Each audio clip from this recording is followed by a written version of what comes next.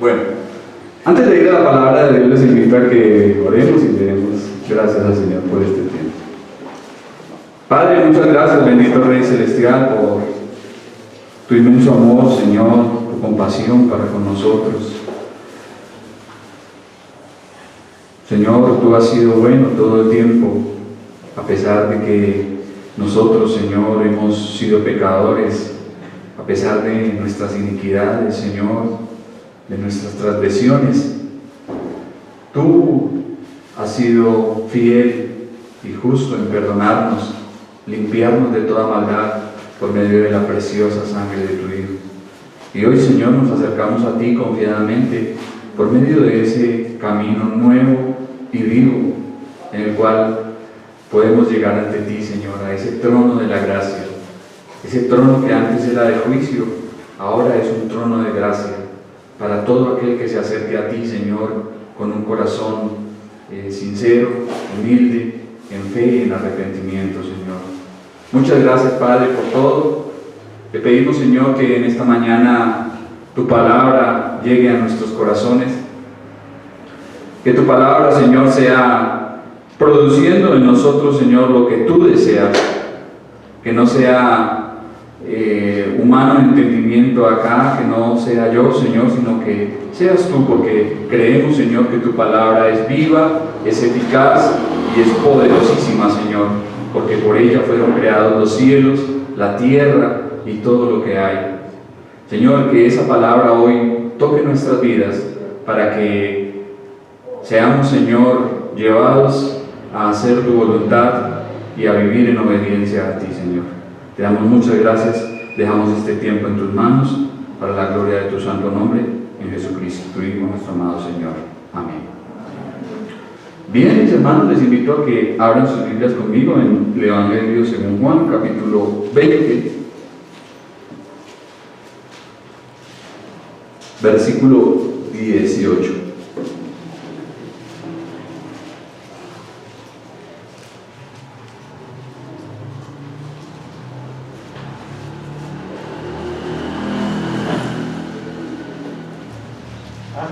Digan amén los que tienen sueño.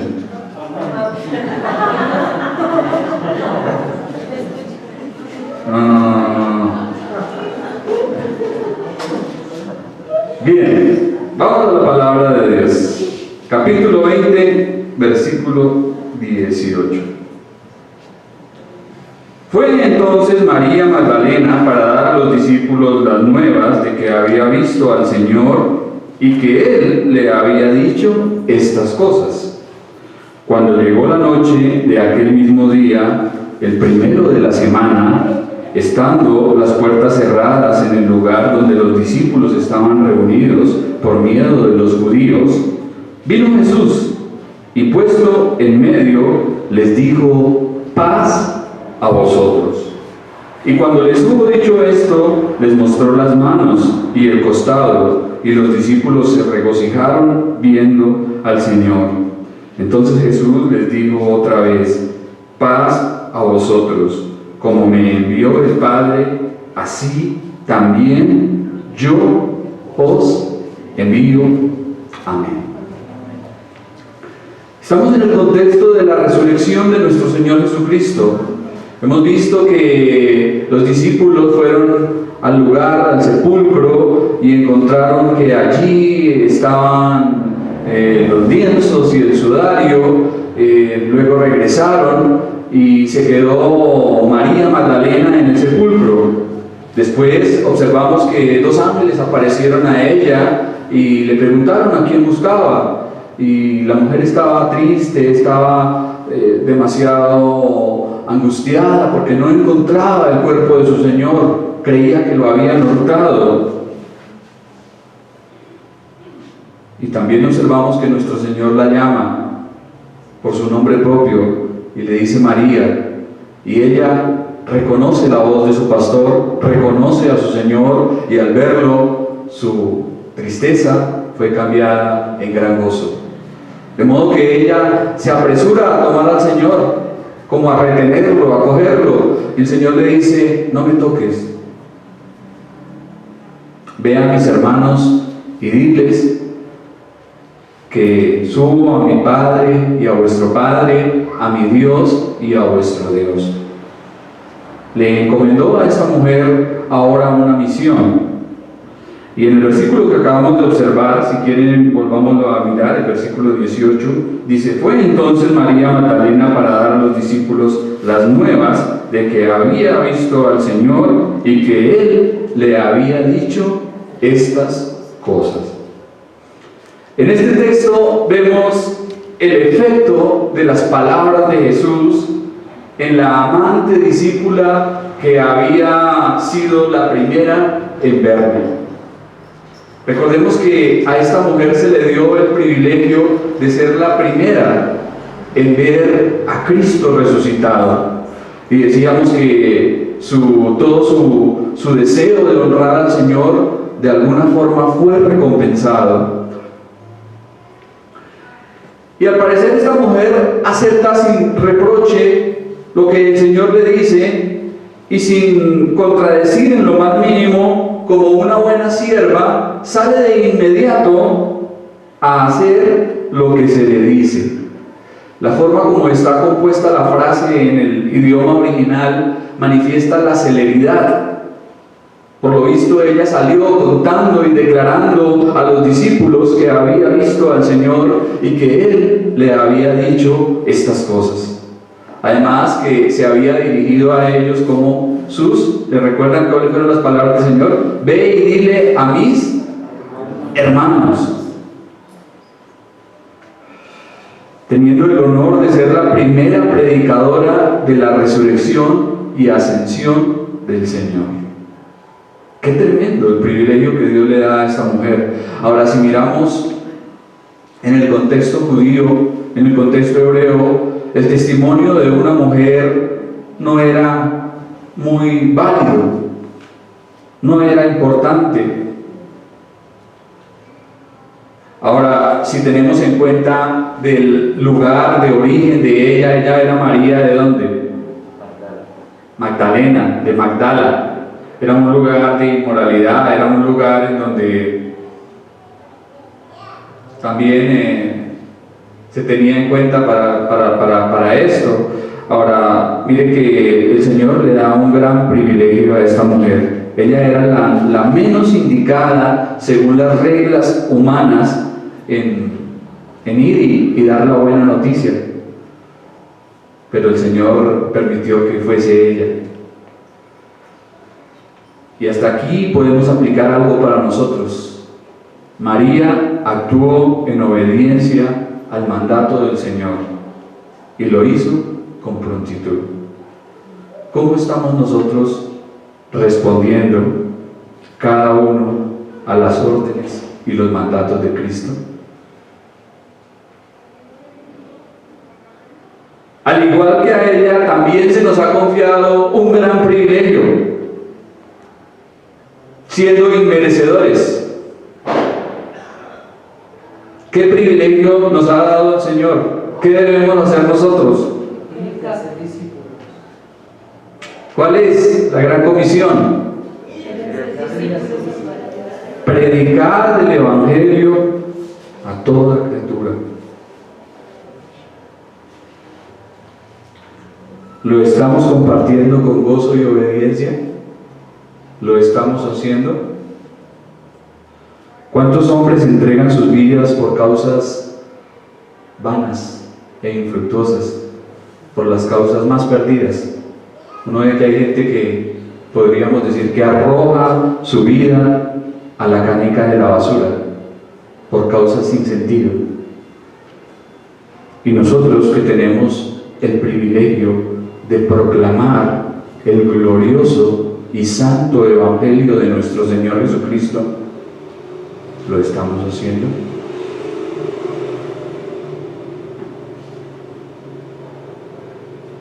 Recordemos que es poder de Dios para salvación a todo aquel que cree. El Evangelio de nuestro Señor es poder de Dios para salvación. Y cuando lo predicamos, Dios hace algo en las vidas de las personas. Pero si nos quedamos callados, como dice el apóstol en su epístola a los Romanos, ¿cómo creerán sin haber quien les predique. En el versículo anterior y en este, nuestro Señor dio 3 órdenes a María. Deja de aferrarte cuando le dice no me toques, ve y di. 3 mandamientos, 3 imperativos, a los cuales ella respondió exactamente con lo que se le pide. Su encuentro con su Maestro resucitado la convirtió en una misionera y vino a ser la apóstol a los apóstoles. Uy, ¿cómo así? Pues sí, la palabra apóstol significa enviado. Ella fue la primera en ir a los apóstoles y llevar la buena nueva, la buena noticia. Por su devoción al Señor fue recompensada con este magno privilegio. Versículo 19. Cuando llegó la noche de aquel mismo día, el primero de la semana, estando las puertas cerradas en el lugar donde los discípulos estaban reunidos por miedo de los judíos, vino Jesús y puesto en medio les dijo: paz a vosotros. Uy, se me erizó la piel al pensar en la escena.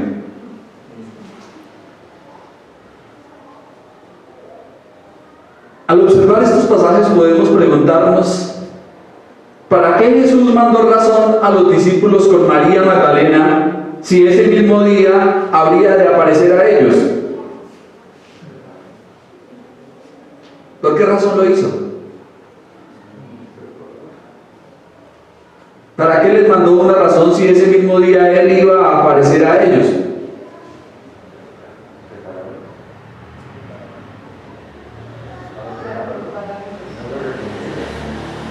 Interesante pregunta. Y la respuesta es que Él desea que en un acto de obediencia y fe vayamos y hagamos lo que nos manda. Él no necesitaba que María fuese a dar la noticia. Él mismo podría comunicarla. Y si bien Él mismo puede revelarse a los hombres, como lo ha hecho con muchos, en donde el mismo Señor se les ha presentado y se les ha revelado a ellos, sin embargo, espera de nosotros que hagamos lo que nos corresponde proclamando su mensaje. ¿Qué ocurriría si Dios se apareciese en una nube y hablase a todos los hombres para que creyeran y se arrepintieran en el momento, ipso facto? ¿Qué pasaría si Dios hiciese eso? ¿Los hombres creerían o no creerían?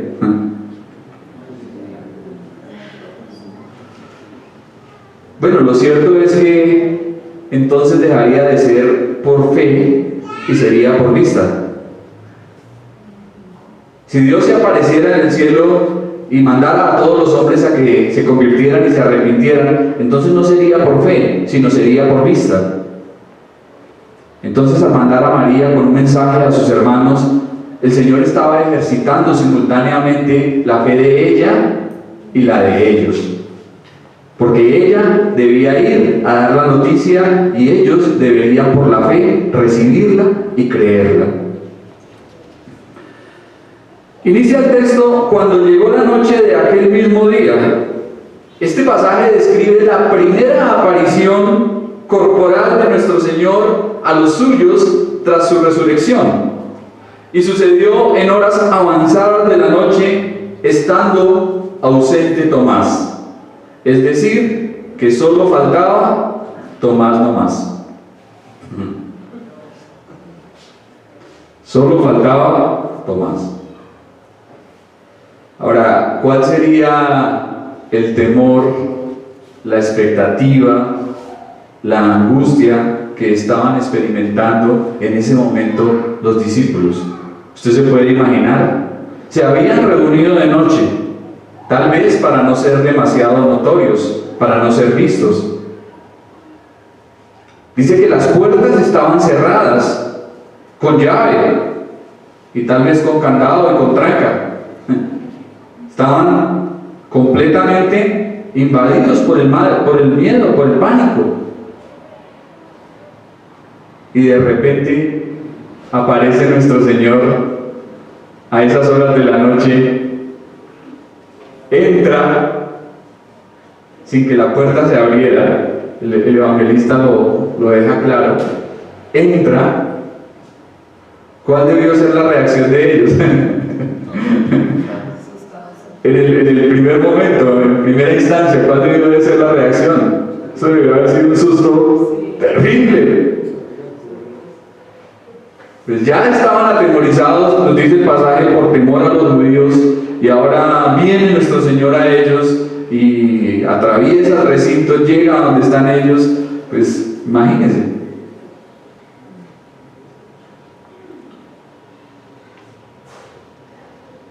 En esta sección veremos una declaración explícita entre el ministerio terrenal de nuestro Señor y la misión de los discípulos.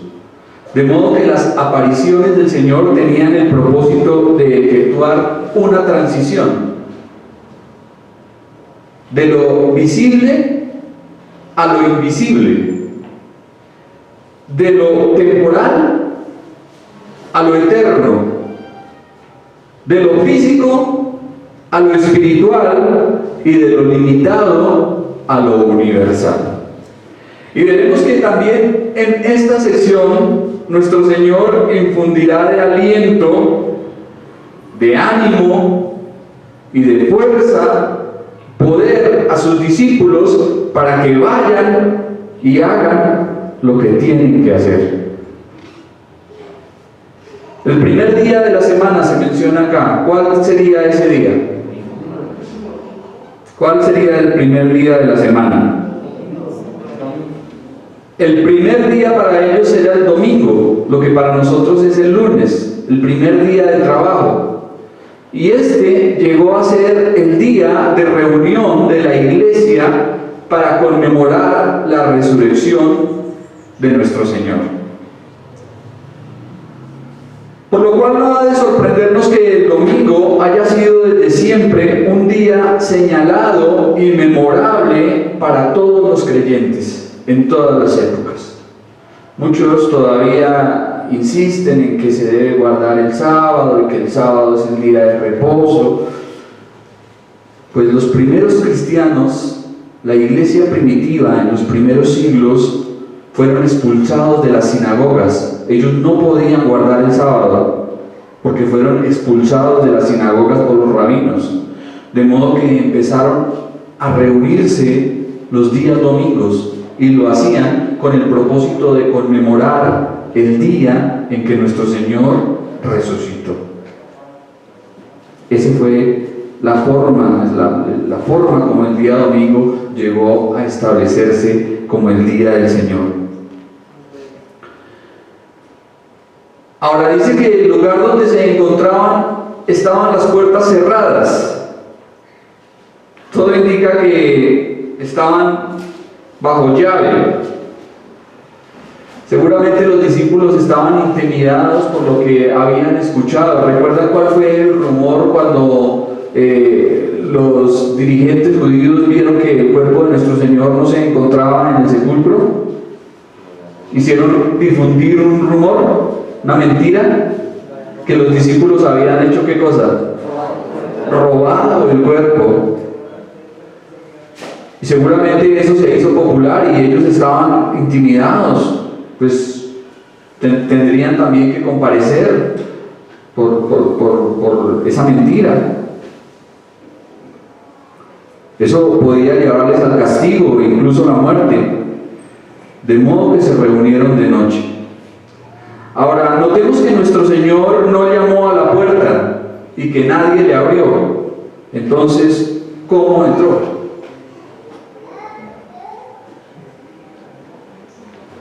¿Ha pensado usted en eso?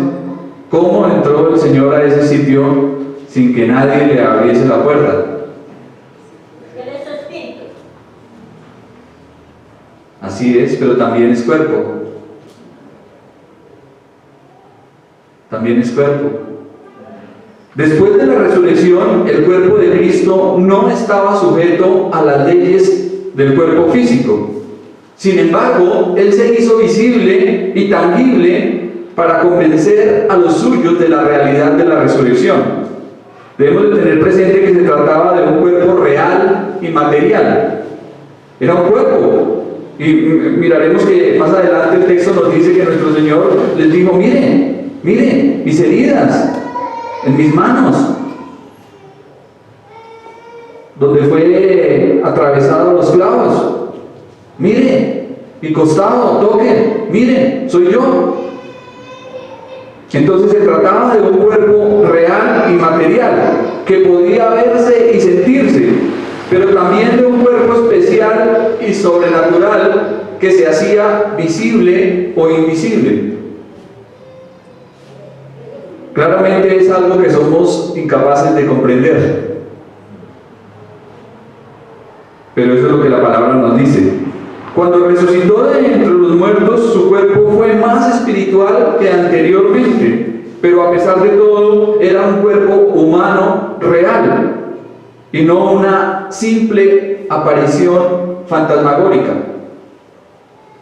El Señor tenía un cuerpo real, un cuerpo que recibió alimento. En otra de sus apariciones el Señor come con los discípulos. Entonces se trataba de un cuerpo y no de un fantasma. La salutación que nuestro Señor dirigió a los discípulos, paz a vosotros, demuestra su gran bondad, misericordia, compasión, gentileza y ternura.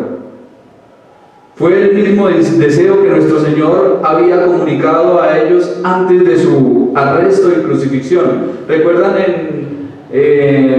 todo el pasaje que vimos en las palabras de despedida de nuestro Señor? En donde en varias oportunidades nuestro Señor les dice: no se turbe vuestro corazón, no tengan miedo, confiad, en la casa de mi Padre muchas moradas hay, y si no fuese así, os lo hubiese dicho antes. También les dice: estas cosas os he hablado para que en mí tengáis paz. No se turbe vuestro corazón, ni tenga miedo. Con estas palabras nuestro Señor buscaba transmitir a sus discípulos ánimo, ya que se encontraban abatidos, invadidos de miedos y de temores. Ahora, ¿cómo fue la conducta de ellos días atrás, unos pocos días atrás? ¿Qué hicieron?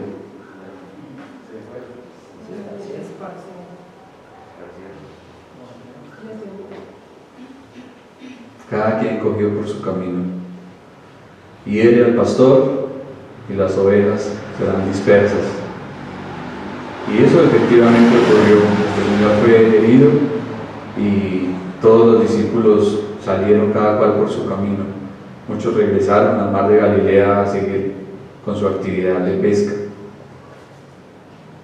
Pero sin embargo aquí vemos que nuestro Señor no los reprende, no los exhorta, no les reclama. Más bien les da una promesa de paz. Paz a vosotros. Tranquilos, tranquilos. No los reprochó y les demostró que ya todo estaba perdonado y olvidado. Nuestro Señor deseaba su propia paz en los corazones abatidos y apocados de sus discípulos. Es como si les dijese: nuevamente estoy entre vosotros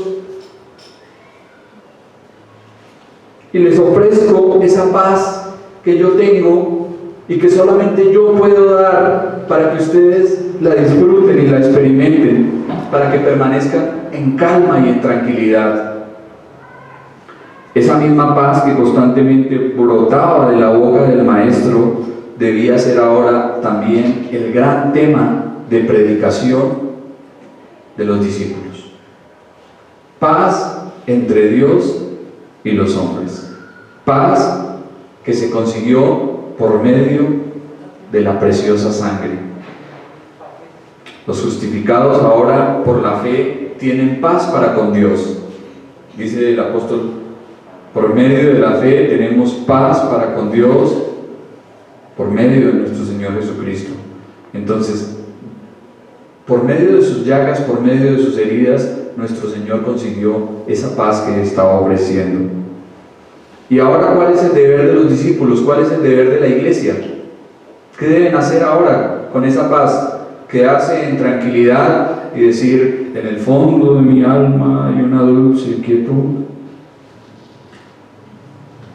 Me recuesto en el sofá y espero a que el tiempo pase.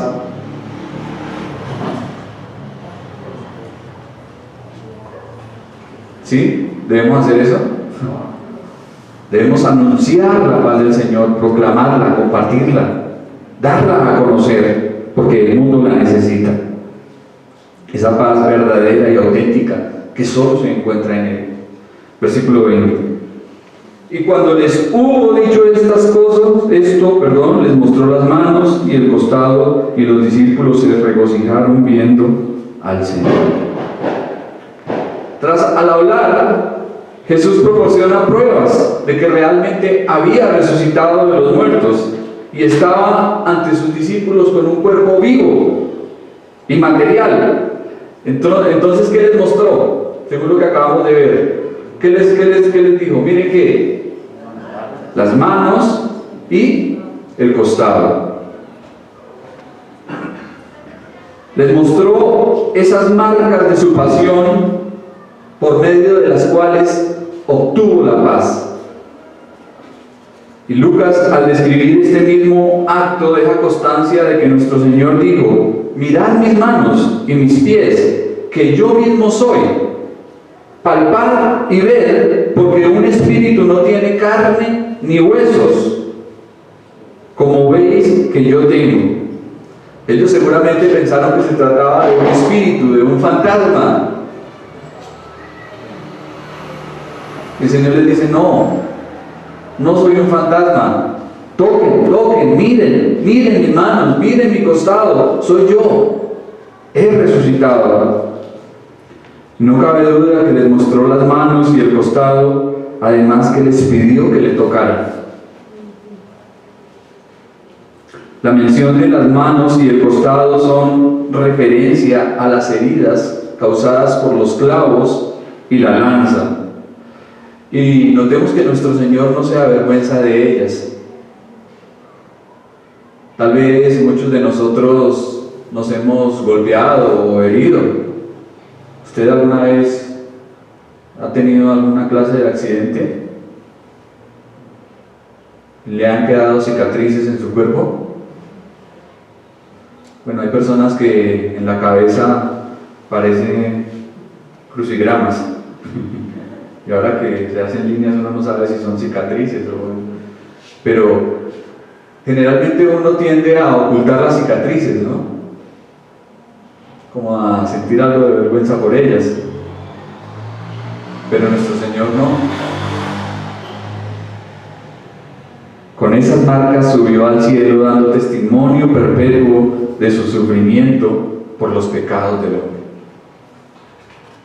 El Señor se siente dichoso de llevar esas señales en su cuerpo y las muestra. Ahora, médicamente hablando, un cuerpo con profundas heridas en 3 días no sanaría. ¿O sí? Seguramente, si se hubiese tratado de algo normal, ¿cómo estarían esas heridas al momento en que nuestro Señor aparece a los discípulos? Inflamadas, de pronto infectadas. Pero aquí vemos que al Señor no le dolían, aunque estaban abiertas. ¿Cuál sería el regocijo y el gozo de los hasta ese momento intimidados discípulos? Debieron alegrarse mucho al tener con ellos nuevamente a su Maestro resucitado. Y es que el Señor resucitado es la fuente del gozo cristiano. Ya lo he dicho en enseñanzas anteriores, la doctrina de la resurrección es fundamental en el cristianismo. Es una doctrina básica y esencial que debemos creer. Una persona no puede decir ser cristiana, ser creyente y negar que Jesucristo resucitó. Muchos ateos y la gente del mundo secular están tratando de poner en tela de juicio si nuestro Señor realmente resucitó o no, y entonces han surgido una serie de teorías ficticias porque son contradictorias a la palabra de Dios, pero lo triste es que muchos las están creyendo. Pero la resurrección de nuestro Señor fue real, fue un acontecimiento real, importantísimo para la fe cristiana. Dice el apóstol Pablo: si el Señor no hubiese resucitado, vana sería nuestra fe, vana nuestra predicación. Pero nosotros creemos que el Señor Jesucristo resucitó, y por medio de su resurrección también algún día nosotros resucitaremos.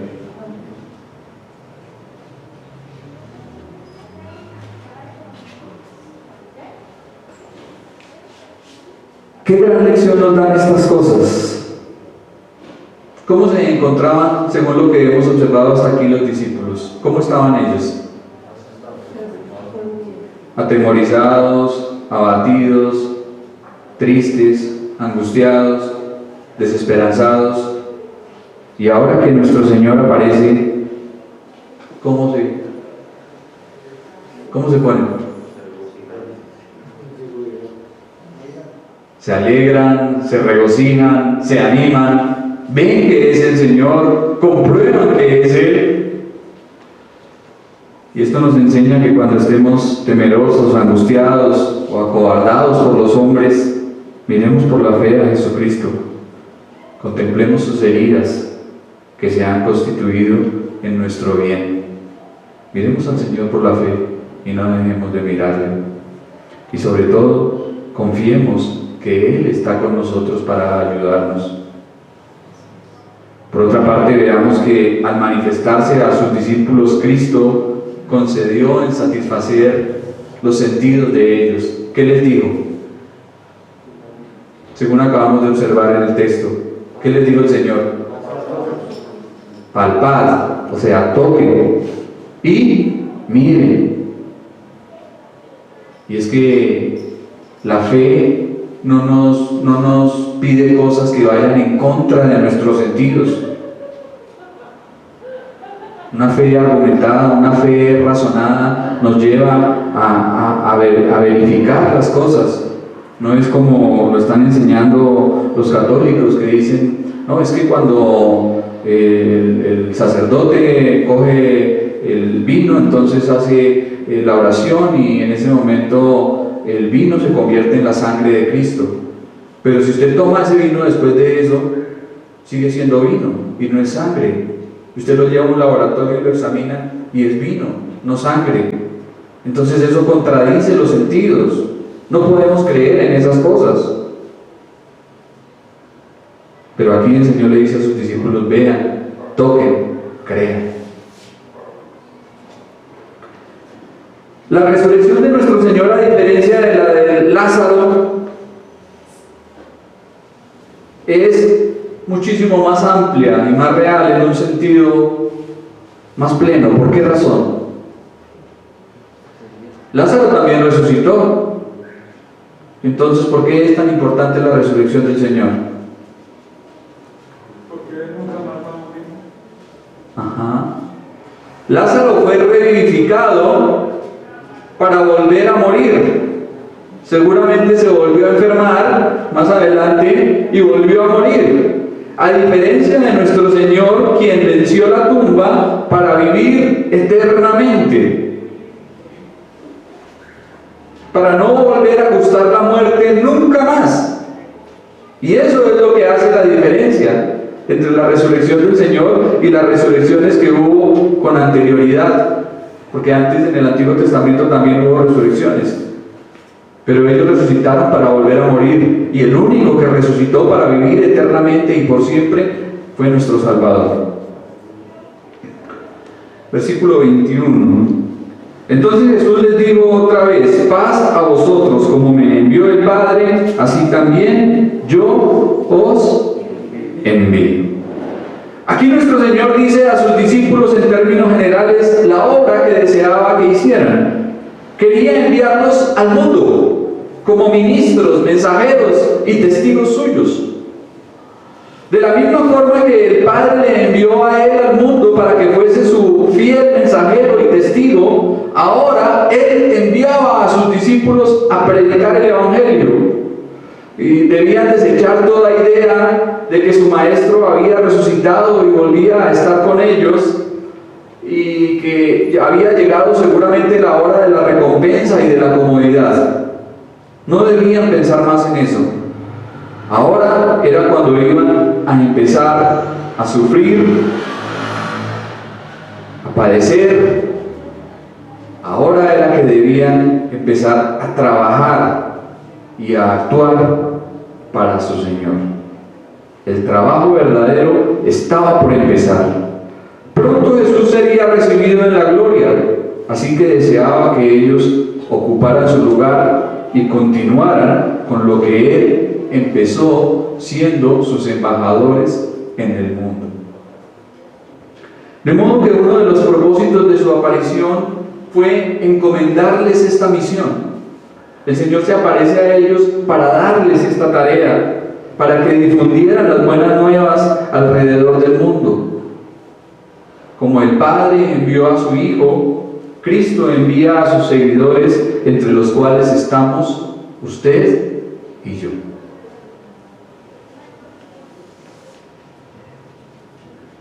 ¿Qué dice Hechos capítulo 1, versículo 8? Alguien que lo sepa de memoria. Un versículo que generalmente recitamos constantemente. Pero recibiréis cuando haya venido sobre vosotros el Espíritu, me seréis testigos en Jerusalén, en Judea, en Samaria y hasta lo último de la tierra. La pregunta pertinente es: ¿lo estamos haciendo? ¿Estamos llevando a cabo la tarea que Jesús nos ha encomendado? ¿O estamos distraídos en muchas otras cosas? Podemos ver que en el texto nuestro Señor 2 veces dice paz. ¿Por qué? ¿Por qué Jesús dice 2 veces paz? ¿Será que se equivocó? La primera paz de la que el Señor habla es la paz basada en su sacrificio en la cruz. Por eso les mostró las heridas y el costado. La paz que Él consiguió por medio de su muerte y de su sacrificio. Y la segunda paz es la que viene de tener su presencia con nosotros. Es fácil de suponer que los discípulos, como ya lo dije, se encontraban asustados con toda clase de sentimientos encontrados. Por un lado, el temor a los judíos les invadía, y por el otro, ver llegar al Señor sin que nadie le abriese la puerta. Debió ser una mezcla de cosas fuertemente impactantes. Con todo, la presencia de Jesús es el mejor de los calmantes.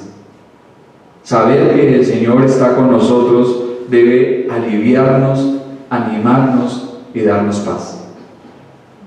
En cualquiera que sea la circunstancia de la vida, mis hermanos, si entendemos que el Señor está con nosotros, tendremos su paz y la viviremos. Si usted duda de la presencia de Cristo con usted, ahí sí afánese, preocúpese.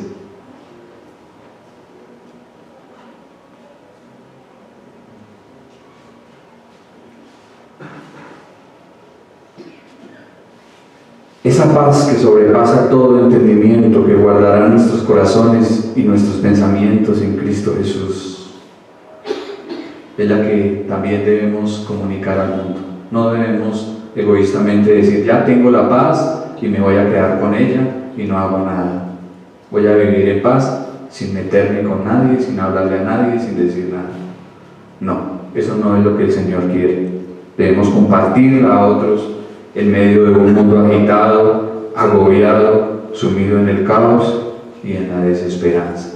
La gente está esperando que nosotros vayamos y les hablemos.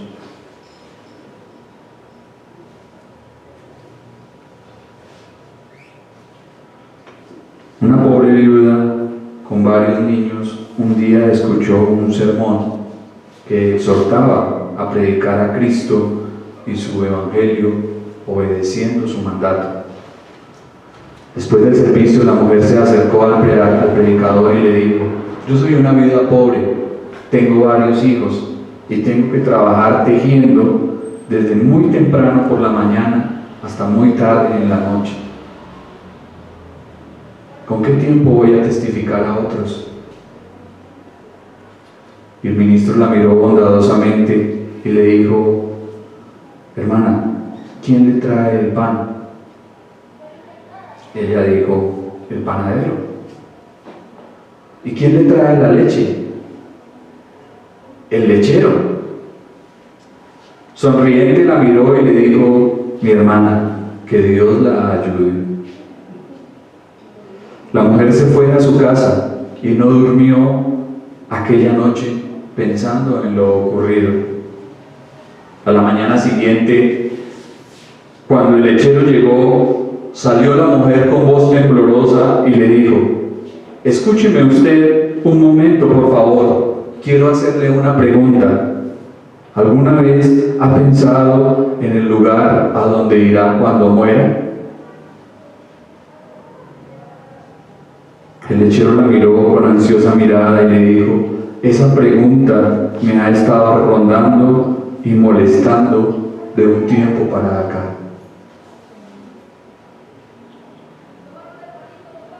Así que la mujer dichosa le habló de Jesucristo, de su obra y de su necesidad de confiar en Él para salvación.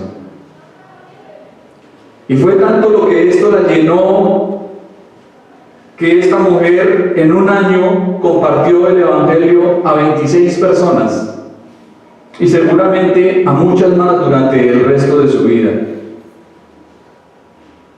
¿Cuánta gente estará esperando ansiosa que nosotros, los hijos de Dios, la Iglesia de Cristo, columna y baluarte de la verdad,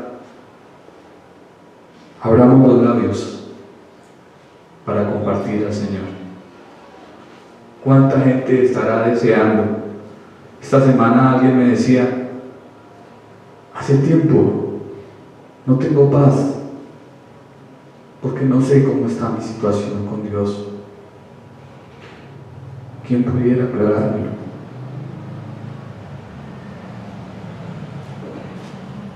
Pero que el Señor nos ayude.